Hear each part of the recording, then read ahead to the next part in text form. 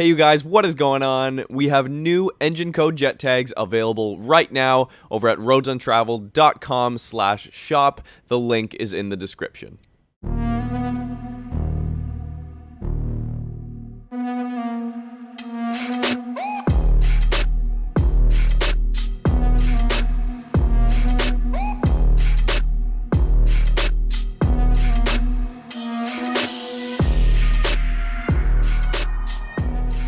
That's right, we made it back down south. That FD on the left? I'll save you guys the uncertainty and anxiety by telling you right now, this RX-7 most definitely has an LS engine under the hood. Trust me though, you're going to love what the owner David has fabricated this thing to sound like. David drives on the Pro-Am Formula Drift circuit, and you can catch him at any number of events across the US next season.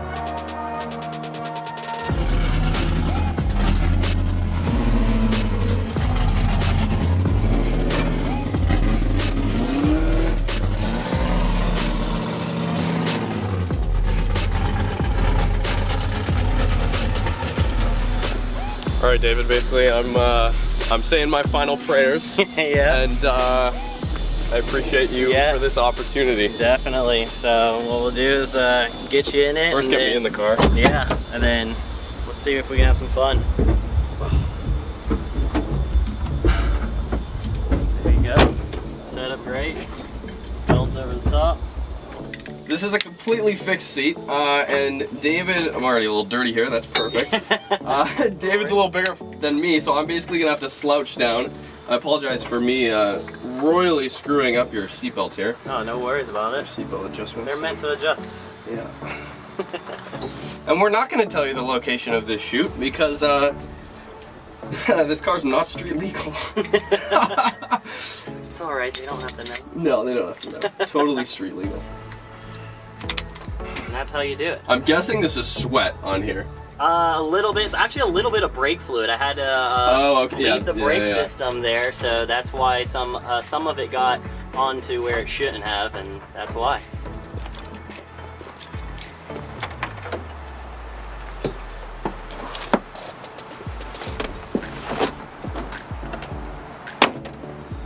Okay, so you guys, if this isn't the most insane thing I've ever done on a public road, aside from drive way too fast in very high horsepower cars, this is gonna be it. So, Rip Royal. Probably, I'm not gonna be doing any of that today. That's like a dream. I'll work up to that. Yeah, there we go. One day, ripping it. A few practice sessions and you'll be doing no problem. Dog box as well. Straight cut gears, no synchros. This is it's a full-on race car. Let's fire it up. Sex, blood, and then rock and roll. Yeah, clutch in.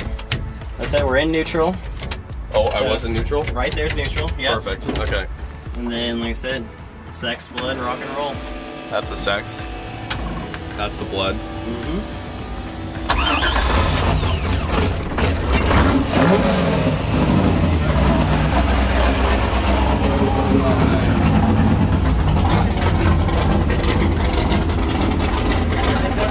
He'll do pretty good at keeping himself alive. It's actually more when it warms up, the better it idles on its own.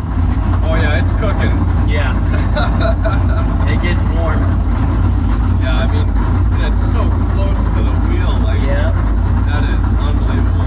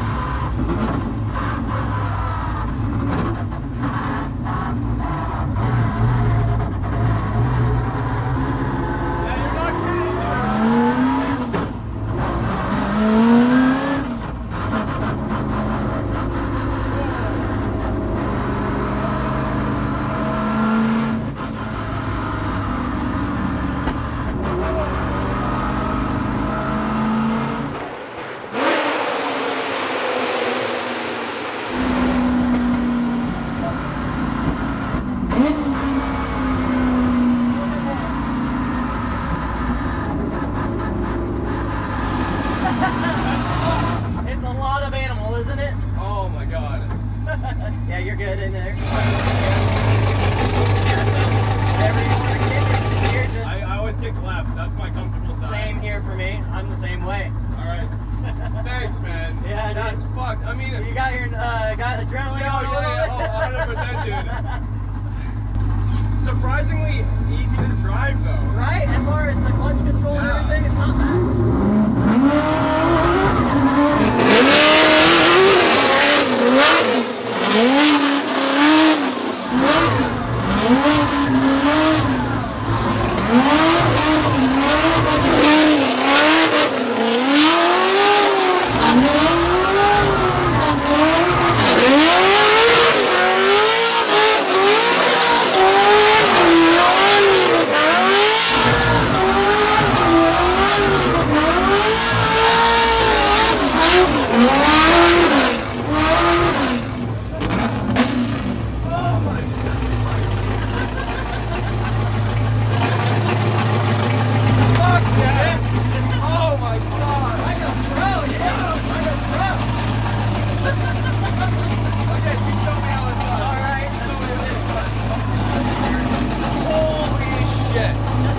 Oh my god.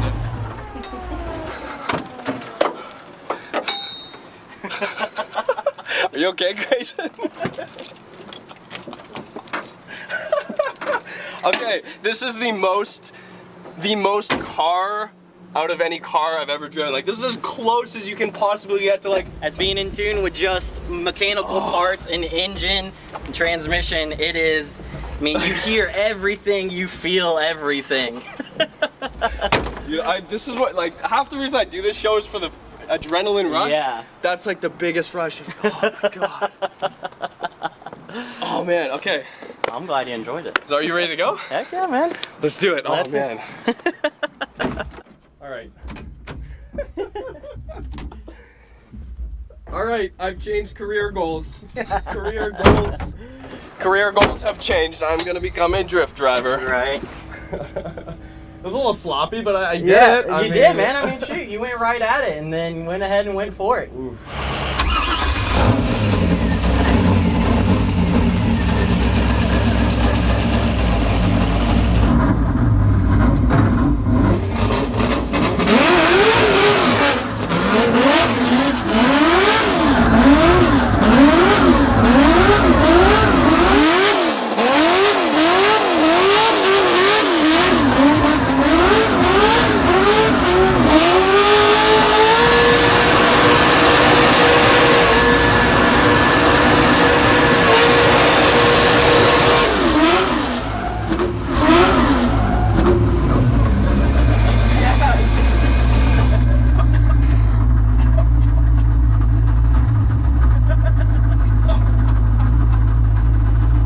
Thank you, David. You're Thanks very for welcome. that. I appreciate that. You're very welcome. You guys go check out David on Instagram. When are you driving next? Next time that I might be running next weekend at Lanier, but if not after that, then probably it'll be in about a month or two here at Lanier Speedway here in Georgia. Awesome. You guys come down to Georgia. The car culture here is it's next level. It's absolutely insane. Thanks again, David. Oh, no, my pleasure. I appreciate it. Check David out on Instagram. Subscribe if you haven't already. And hope you guys enjoy the rest of all this southern U.S. Content. I'm still shaking. Been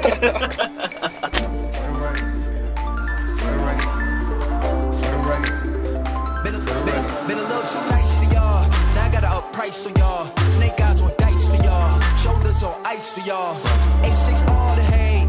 I won't get a ball today. Got lost in the ball and A's. I'm flipping the bars, I'm flipping the on record, off record. I still count wins when they got it. On record, off record. I let them take advantage. I was wildin'. On record, off record deals. Tell them Chuck the Colin for the quote. On record, off record. I still want the act, not the ghost.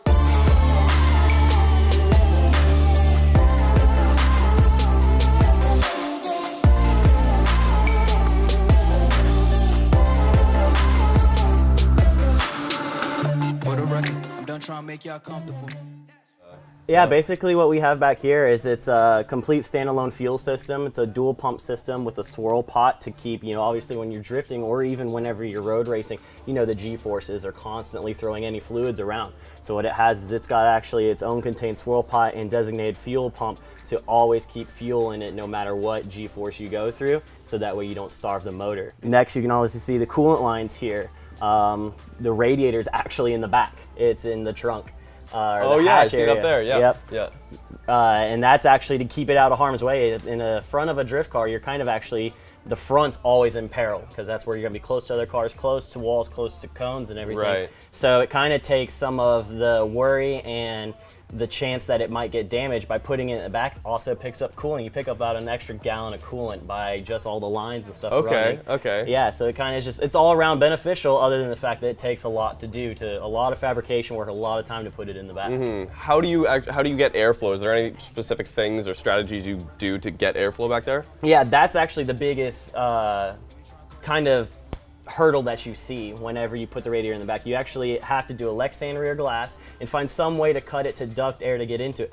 What's luckily about drift cars is we're not going straight, we're going sideways so that the air has a more chance to kind of hit like a ducting scoop that you fabricate to get the air to go into the back. And also the natural aerodynamics of air going over a vehicle wants to follow the rear windshield down, so that way the air is directed right into the radiator. Yeah, that's not something I'd ever thought about, because if you look at a traditional aerodynamic setup like on a supercar or something, it's going to be totally different than, like you said, a car that's built to go sideways. Exactly.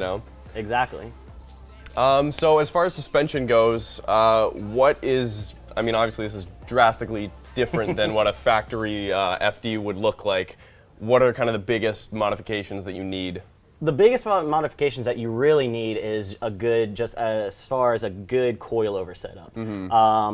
Also a good camber control arm setup. That way you can increase the wear life of your tires and get the best grip that you can get out of these. A lot of people think with a drift car you don't want a lot of grip. It's actually the opposite. You want a lot of grips because you're flirting with disaster every second of it. So when you need to let off and you need it to grip up, you've got to have that grip in there so that you can. The upper control arms are actually a custom piece that I made and designed. It's just made out of some DOM steel, and they have adjustability heims here, so you can actually push the camber out, because these things have a bad time with gaining camber as they squat. Okay. And also we have a set of field coilovers on it. Odie Bakchis and his company custom valved those and designed them for my setup, and was able to supply us with a set of those, and they work absolutely amazing. You definitely need a good coilover setup for drifting. Obviously, there are no no regulations as far as like exhaust, catalytic. Do you have any like noise restrictions or tracks you go to with noise restrictions? Very few. There aren't. Typically, when a drift event is set up by the organizers, they know it's going to be loud. So they'll typically have it on a day to make sure that we can actually have, free range of decibel limits, so that there's no way that we can get in trouble for it. There's one track around that does have it, but that's just because the city, and there's one day we can drift there, and that's 4th of July. Oh, and, nice. Yeah, nice. which is cool. That's so cool. They invite us out to come out there. They kind of handpick a few of us, come out there, and we get to put on kind of a 4th of July show for them, and as well as viewing the fireworks, they get to watch some drifting and just have some fun. So Yeah. as you can see, there's no mufflers, no catalytics, no resignators, straight pipe, just loud, proud, and make your presence known on track. So kind of like my pride setup is, this is a custom set of headers that I built and designed. They're equal length, 1.7" headers that I wanted to merge them to collector. I wanted to get kind of an exotic sound because it has a V8 in it, and typically you're just used to that Chevy V8 sound. I wanted to try and give it a unique sound, and I put a lot of time into designing this, and it came out pretty well. I think it definitely has a notable different sound to it than your typical V8. Next is it's got it's a full dry sump setup, oiling, like I mentioned before, with fluids being sloshed around by G-forces. You gotta have a good oiling setup on a Chevy LS. And I went ahead and built my own dry sump setup, ran a Moroso pan, kind of pieced together a kit, and It's got it kind of allowed me to fit this motor in, fit it really low with the oil pan being slim, and it was definitely made it a lot easier to fit in and kind of perform better with a lower center of gravity. So as far as the LS engine goes, what was it pulled out of, and what did you have to do specifically as far as mounting the engine just generally in the car, and then specific for a drift setup? Is there anything different you have to do? Somewhat, kind of. What's actually funny is that we actually have to kind of follow some rules on that. There are rule books to it. Okay. We can't modify the cars just how we see fit, because then, you know, if you have an unlimited budget and you can build the best thing of the best that can never be beaten by someone, you know, less fortunate than you. So what I had to do is I actually had to retain factory dimensions of the subframe. The engine is out of a 2001 Corvette, just your regular 5.7 aluminum block, Chevy V8. And so with retaining the factory dimensions of the subframe, I had to kind of get creative with how I could mount it. So what I did is I fabricated these solid motor mounts and took a base plate, mated the base plate to the subframe, and then built my motor mounts off of that, keeping in mind that I would have to keep room for all the accessories, for the exhaust, for the drive sump, with putting that big engine in the smaller chassis. And as far as weight goes, I mean, being an aluminum block, it's you're still going to retain.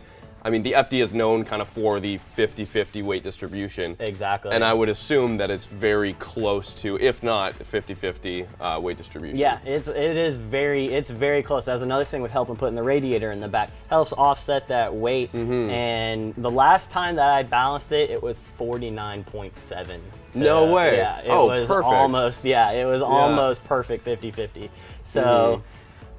Like I said, the big difference with versus the V8 over rotary is it's taller weight. It's not that there's more, it's actually taller, which is kind of something I've noticed a little bit different in the chassis. And that's kind of a unique thing for people considering doing V8 swaps in it. Your weight is actually just a little bit taller, kind of like throwing around a taller stick or trying to balance a broom on your hand. Right. So, yes. Are you a rotary fan? Oh, I'm a huge rotary fan. Okay. Unfortunately, rotaries are not a huge me fan. Well, I don't think they like anybody, to be honest. I heard that they definitely pick and choose their owners. Right. I gave it a good strong 5 years, blowing one up probably 8 out of the 10 times I would drive it. But I mean, when they rip, they rip. It's so much power to weight, and they are just a blast to drive. It's just, as soon as the boost hits, it's like a rocket ship and just takes off.